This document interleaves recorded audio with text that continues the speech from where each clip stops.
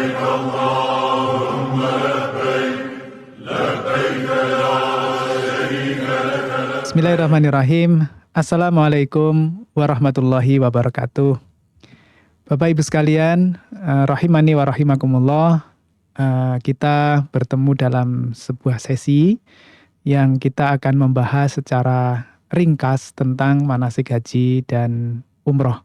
Terutama bagi bapak-bapak dan ibu-ibu yang tahun ini berkesempatan untuk melaksanakan ibadah haji. Kami mengucapkan selamat karena haji ini bukan hanya biayanya saja yang mahal, tetapi ternyata kesempatannya juga mahal. Mungkin dalam hidup kita nanti hanya ada satu kali kesempatan untuk haji. Maka momen yang hanya satu kali ini, mari kita benar-benar persiapkan. Mari benar-benar kita pelajari ilmunya sehingga kita berangkat ke Tanah Suci, ke Mekah dan Madinah benar-benar berdasarkan atas ilmu yang hak. Oleh karena itu, mungkin secara singkat kita akan pelajari bersama tentang beberapa manasik haji. Bapak Ibu sekalian, mungkin kalau di Indonesia kita sudah tahu tempat-tempat yang akan disinggahi. Tetapi ketika kita nanti di Saudi Arabia, kita mungkin belum mengetahui tempat-tempat itu. Maka sangat penting bagi kita untuk mempelajarinya. Sebelum ke sana, Bapak Ibu sekalian, kami sampaikan bahwa haji ini sangat luar biasa begitu ya, termasuk rukun Islam dan rukun Islam yang kelima. Di antara keutamaannya adalah hadis dari An Abi Hurairah radhiyallahu anhu, anna Rasulullah sallallahu alaihi wasallam qala, al umratu illal umrati kafaratu lima bainahuma. Wal hajju mabrur laisa lahu jazaun illa jannah. Dari Abu Hurairah radhiyallahu anhu berkata, sesungguhnya Rasulullah Shallallahu Alaihi Wasallam bersabda, umroh yang satu ke umroh lainnya adalah penebus dosa atau kafarat di antara keduanya. Dan haji yang mabrur, maka tidak ada pahala baginya selain surga. Maka dalam melaksanakan ibadah haji ini, kita mengharapkan surganya Allah Subhanahu wa Ta'ala. Nah itu Bapak Ibu sekalian. Nah untuk mendapatkan surga, maka ada syaratnya haji mabrur. Nah haji mabrur itu adalah haji yang bagaimana? Dikatakan mabrur apabila memenuhi dua syarat. Jadi kalau mabrur itu memenuhi dua syarat. Syarat pertama apa? Syarat pertama adalah haji kita ini harus ikhlas lillahi ta'ala. Tidak ada tujuan selain kita menghamba, tidak ada tujuan selain kita beribadah kepada Allah Subhanahu wa Ta'ala. Sebagaimana hadis an Umar ana Rasulullah sallallahu alaihi wasallam qala innamal a'malu binniyat walikulli imri'im ma nawa.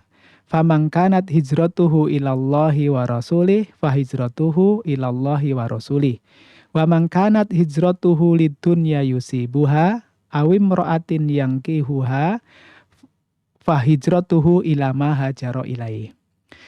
Dari sahabat Umar bin Khattab radhiyallahu anhu bahwa Rasulullah Shallallahu alaihi wasallam bersabda, amal itu tergantung dari niatnya. Dan seseorang hanya mendapatkan balasan, mendapatkan pahala sesuai dengan apa yang dia niatkan. Barang siapa yang hijrahnya kepada Allah dan Rasul-Nya, maka hijrahnya kepada Allah dan Rasul-Nya.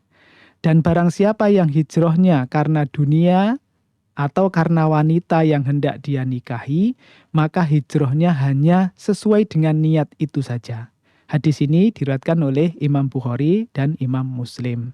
Nah, ibadah hijrah bisa kita ganti dengan haji. Jadi kalau haji kita karena berkaitan dengan manasik haji, maka barang siapa yang hajinya kepada Allah dan Rasul-Nya, maka hajinya itu akan mendapatkan pahala dari Allah Subhanahu wa Ta'ala. Tapi kalau hajinya itu hanya karena dunia atau hajinya karena wanita, maka dia hanya mendapatkan itu saja, dia tidak mendapatkan pahala dari Allah Subhanahu wa Ta'ala. Maka oleh karena itu, Bapak Ibu sekalian,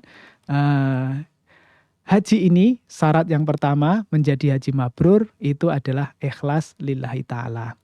Kemudian syarat yang kedua apa? Syarat yang kedua adalah manasiknya harus benar. Manasik hajinya harus benar sesuai yang dicontohkan oleh Rasulullah Shallallahu Alaihi Wasallam. Dasarnya dari mana? Dari hadis diriwayatkan oleh Imam Bukhari dan Imam Muslim, man ahdasa fi amrina hadza ma laisa minhu fahuwa raddun. Barang siapa yang membuat perkara baru dalam ibadah, dalam urusan kami, maksudnya urusan agama, dan haji dan umroh tentu adalah urusan agama. Maka barang siapa yang membuat perkara baru dalam urusan agama, dalam urusan haji, urusan umroh, yang tidak ada asalnya dari Rasulullah Shallallahu Alaihi Wasallam, maka perkara tersebut raddun, tertolak. Oleh karena itu, maka kalau kita membuat cara-cara yang baru yang tidak diajarkan oleh Rasulullah Shallallahu Alaihi Wasallam, maka terancam kita tidak mendapatkan haji yang mabrur. Jadi demikian Bapak Ibu sekalian, diantaranya syarat menjadi haji yang mabrur. Yang pertama, ikhlas lillahi ta'ala, tidak ada niat dan tujuan kecuali untuk mencari ridho dari Allah Subhanahu wa Ta'ala.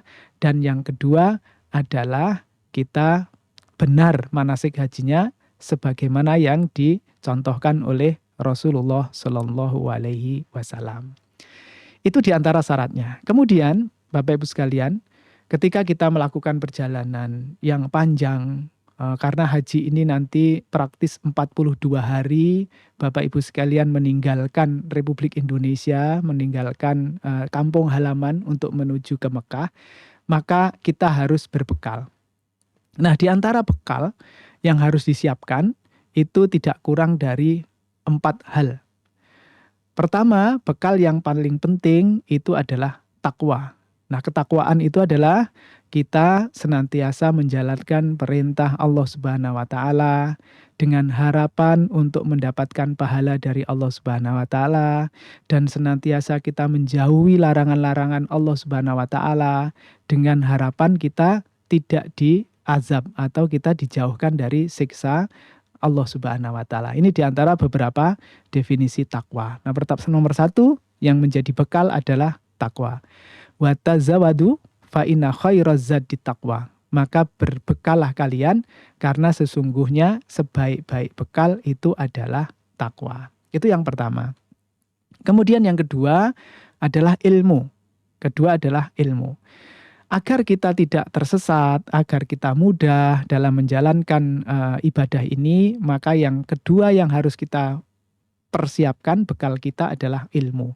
Oleh karena itu selalu pelajari ilmu manasik haji yang benar, yang lurus, sebagaimana yang dituntunkan Rasulullah SAW, maka hendaklah kita cari ilmu.